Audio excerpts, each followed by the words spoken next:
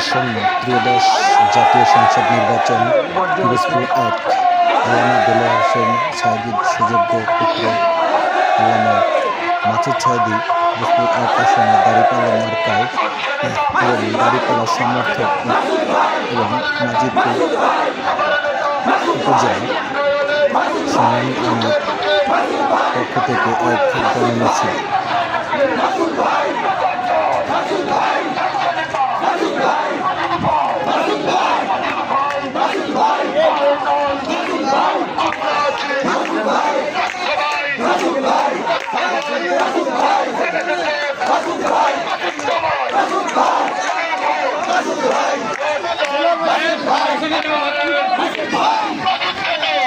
sir একটু solo আটেন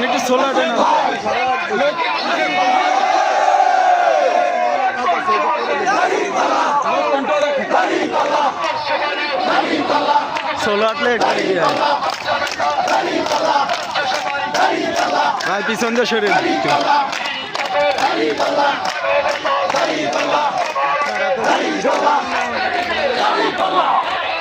দাঁড়িপাল্লা